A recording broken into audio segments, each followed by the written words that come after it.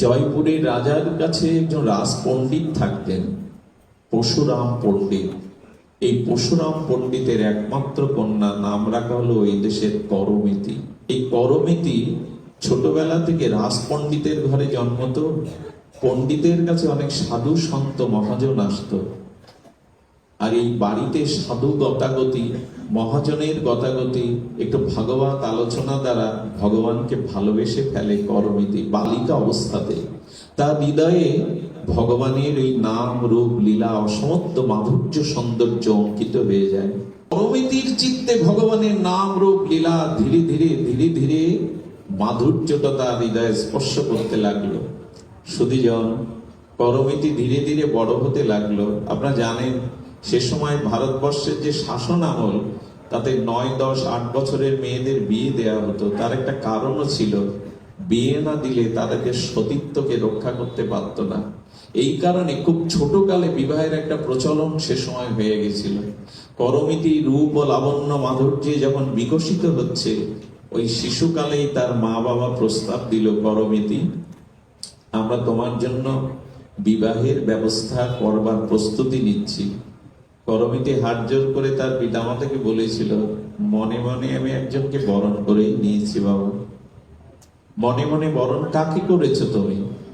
বললেন, মনে মনে আমি আমার গোবিন্দকেই বরণ করে নিয়েছি, আর কারো চিন্তা তুমি করতে পারবো না। পরশুরাম পণ্ডিত মেয়ের, এই ছোট মেয়ের মুখে কথাটা শুনে অবাক হলেন। বললেন, না রে মা, এভাবে হয় না। আমরা তোর জন্য সুপুত্র দেখছি, ভালো পরিবার দেখছি, সেখানে কি ভজন করবি? বললো, বাবা, জোর করে কিছু করতে যেও না, আমার নিবেদন হয়েই গেছে। করমিতি মন প্রাণ ভগবানকে দিয়েছে, কিন্তু রাজ পণ্ডিত ভাবলো এটা মেয়ের আবেগ, মেয়ের আবেগ শোনা ঠিক নয়, তাকে পাত্রস্থ করা উচিত। নির্ধারণ হলো তার পাত্র।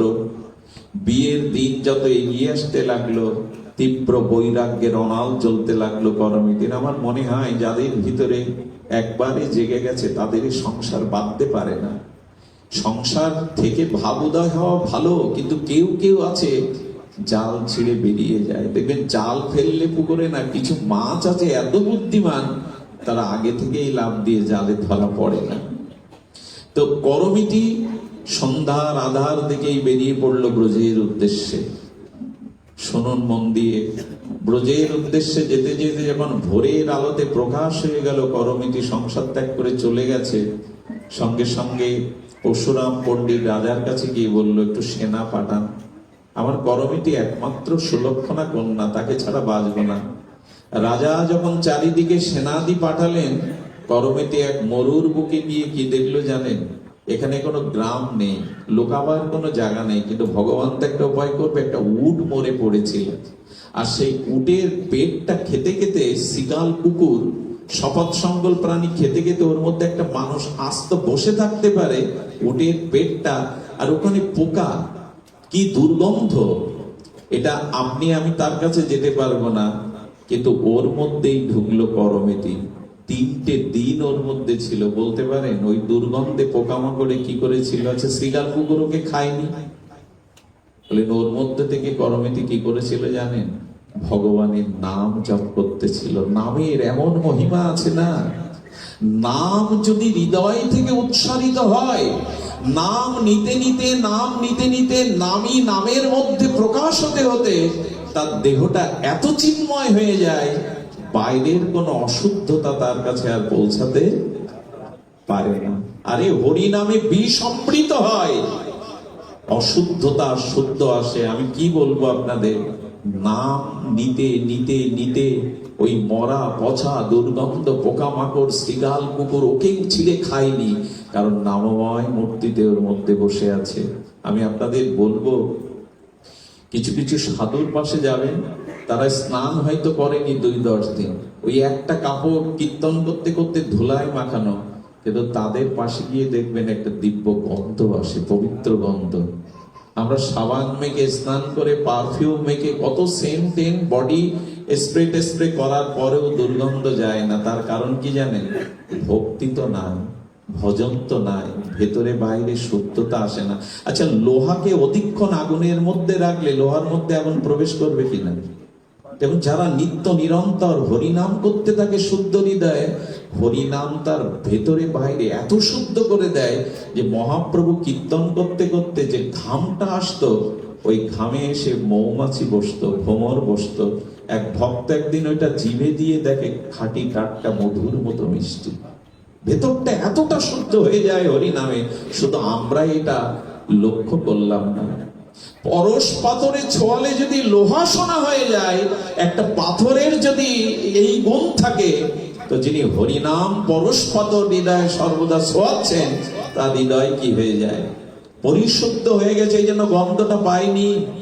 আপনি আমি তো এখানে বসতেই পারবো না। আরেকটা জিনিস বলি, যত ভজন করবেন তত দেহ মন শুদ্ধ হতে থাকবে। তাদের জ্যোতির দিকে তাকালে আসরিক মানুষেরও হৃদয়ে শুদ্ধতা কাজ করবে। এই জ্যোতিটা সাধকদের থাকে, দেখবেন যারা সাধক না তাদের দিকে তাকিয়ে দেখবে, যারা নিত্য নিরন্তর ভগবানের দিব্য নামকে, ভক্তিকে, যারা হৃদয়ে সরলতাকে হৃদয়ে, তাদের একটা আলাদা জ্যোতি থাকে।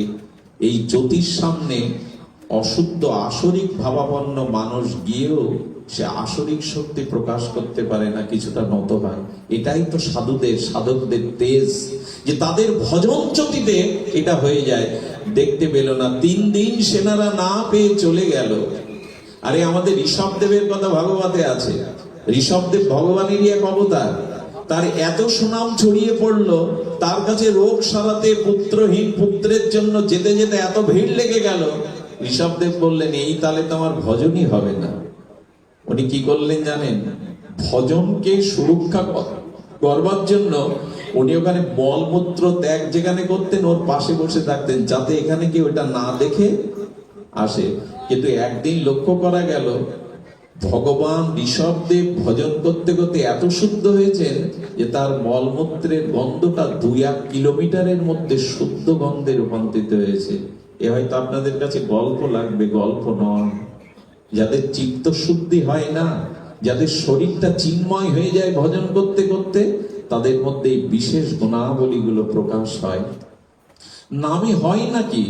সিদ্ধ গৌর কিশোর দাস বাবাজি নবদ্বীপে ভিড় ঠেকাবার জন্য ইট কাঠ ঝোপঝাড় লতাপাতার মধ্যে বসে কয়েক মাস নাম করেছিলেন। ওনার দেহ রক্ষা করার পরে ওনার এক শিষ্য ওখানে নাম করতে বসে দেখে ইট থেকে, কাঠ থেকে, লতা থেকে হরিবোল হরিবোল শব্দ ভেসে আসছে।